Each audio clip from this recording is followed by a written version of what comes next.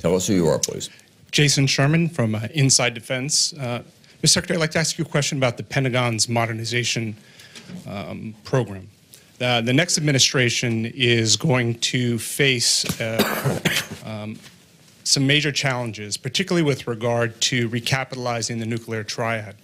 The Pentagon's acquisition executive, Frank Kendall, earlier this spring estimated that DoD is going to need something on the order of $10 to $12 billion more in its base budget beginning in 2021 to pay for that portfolio of capabilities. With the defense budget right now at about $525 billion in the base budget, just wondering how you think that portfolio, or how do you know, just how DoD is going to, what the way forward is, given that under the sequester, DoD has is on track to absorb about $800 billion in cuts over the 10-year period, and if you see any room for the defense budget increasing in the time frame the DoD needs it. Yeah, I think we need to actually see the situation for defense is actually worse than you described. So in 2009, 2010, I cut about 36 major procurement programs that, had they been built out fully over time, would have cost about $330 billion. We then launched what we called an efficiencies exercise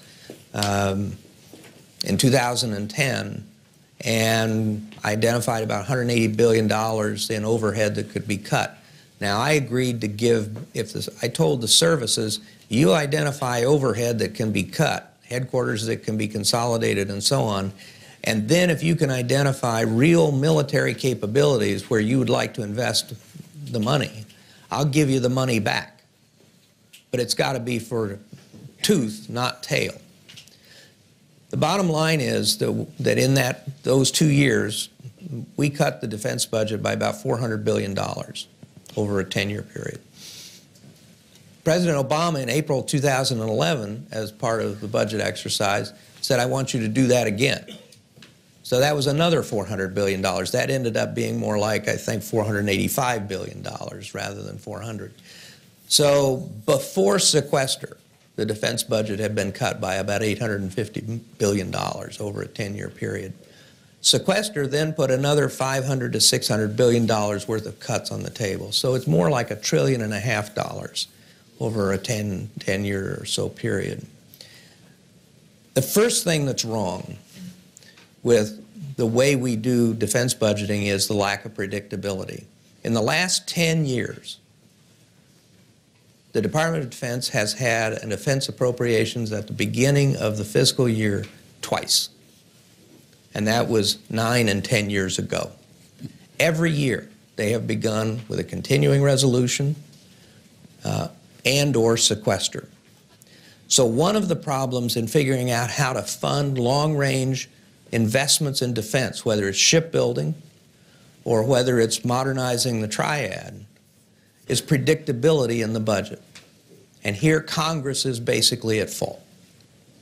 And until they can provide some predictability in terms of not just getting appropriations in a timely way, but on what the rate of growth will be looking out 5 or 10 years, it's going to be very difficult to manage these modernization programs. I think that there is still a lot of overhead in the department that can be cut. And one of the points that I make in the book is that actually times of austerity are great opportunities for the reformer because it provides an incentive to change the way you're doing business. So whether you are consolidating combatant commands or doing a lot of things differently, these kinds of budget circumstances provide an opportunity for somebody who's bent on changing and reforming the system. But I think that the American people and the Congress has to realize, for example, on the Navy side, that the ships that were built in the Reagan era are aging out. And so there's a modernization process that has to take place in the Navy. The Air Force is operating with the oldest planes we've ever had in our inventory. Our bombers, our tankers, our fighters, you name it. Now, we are building the F-35. We are building a new tanker, but we're just really beginning to get those programs moving.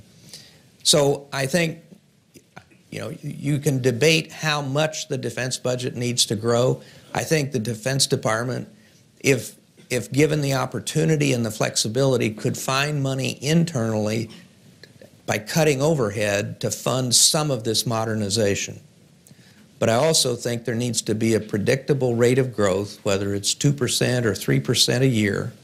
And if you gave the Defense Department that and you promised and delivered that they could count on that for 10 years, I think they could manage these modernization programs.